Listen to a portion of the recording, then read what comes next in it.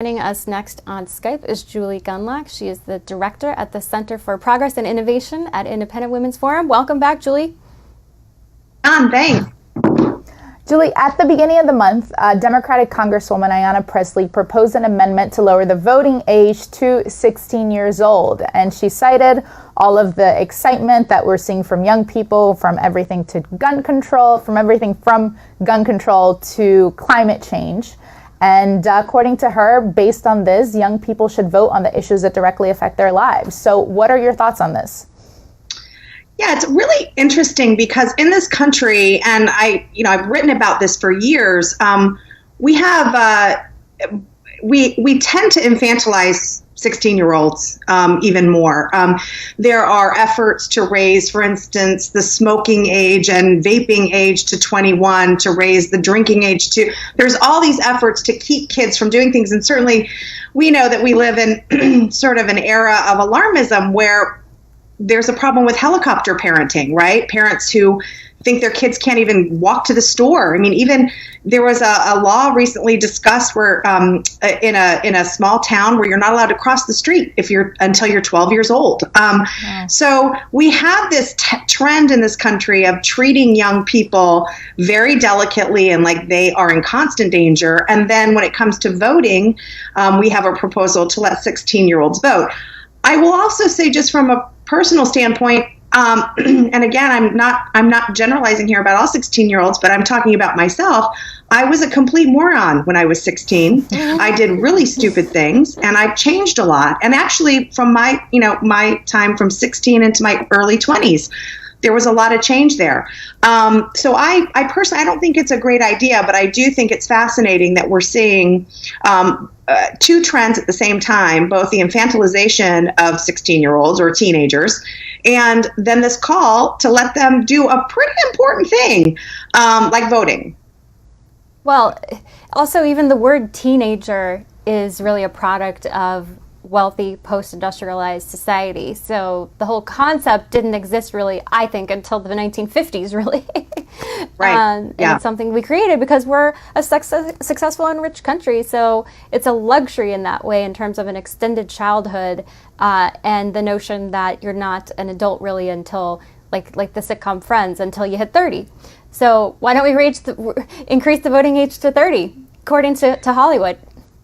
Right. And I do think that emotion, when there are really important policy questions, for instance, after something happens, like after Parkland, emotions run high, and it can take years to fully figure out what happened in situations like that. We saw a great deal of activism on the part of a lot of teens in reaction to Parkland, and the call overwhelmingly was for gun control, gun confiscation. And yet a little over a year later, Parkland has really, it's been exposed that it was a very complex issue. It had to do with school discipline issues. It had to do with an ineffective sheriff's office, some bad behavior on part of the Broward schools.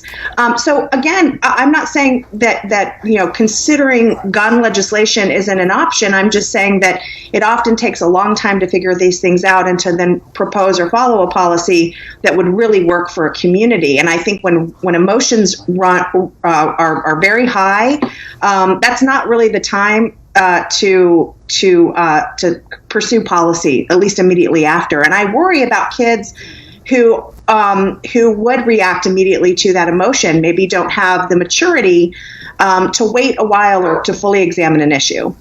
Is this a question of civics?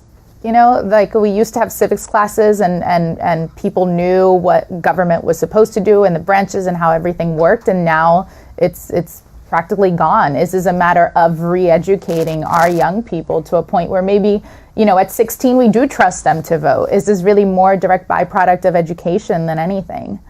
That's a really great point, and I think that is actually one of the main reasons that we shouldn't let 16-year-olds vote. I think it's not just an ignorance of civics and how government works. You look at millennials now who are in favor of some sort of socialist government. That's really alarming, particularly for a girl who grew up in the Reagan years, and you have I think the other thing that's really important is history. Kids are not understanding what socialism looks like, what it was like to live under the Soviet Union or in East Berlin, for goodness sake. I mean, there is a real historical ignorance out there with young people who don't understand,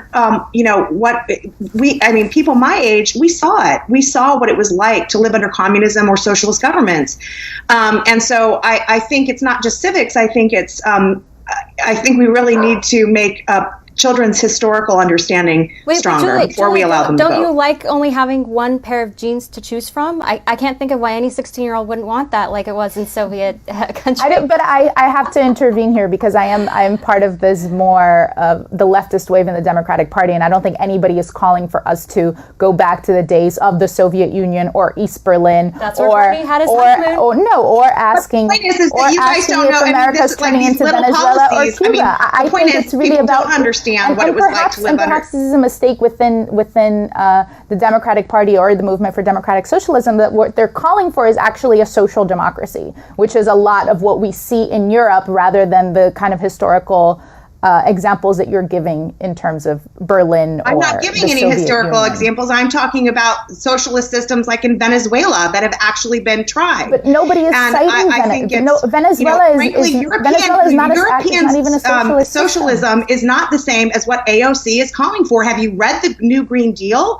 The New Green Deal is like what we would have in Venezuela, where you can't get on an airplane, you can't own a car, you have to retrofit your entire building. Certain things are banned. The New Green Deal is not European socialism, it's Venezuelan socialism, and that's being called for by a prominent freshman member of Congress. I don't think the New Green Deal is particularly ready to be passed now, and it's more of an aspiration of what the transitions that we need to make as a society that can have it be economically sustainable and at the same time have it be environmentally sustainable. But that's a long-term transition to an economy that's based on renewable resources. Would be ruinous for this country and would drive people into poverty and would keep people at a certain economic level, which means poor. And so that has been proposed. I mean, I think your statement about, we just really want European style socialism isn't true when a prominent freshman member of Congress has proposed a Venezuelan-like policy. Okay, ladies, I think that's not made up. We could easily just keep going with this. I think, yes. I'll let you take over, The main question Carrie. here, my opinion, if you're paying your own cell phone bill and you're living by yourself and paying your own bills and you're 16, then you can vote. I think that should be our standard at the end of the day. My children would starve. If you're going to act like an adult, then you can vote like an adult, as far as I'm concerned. All right, Julie Gunlock, thanks so much for joining us for the lively conversation. Thanks for having me. It was a fun conversation. Of course. Thanks for being with us.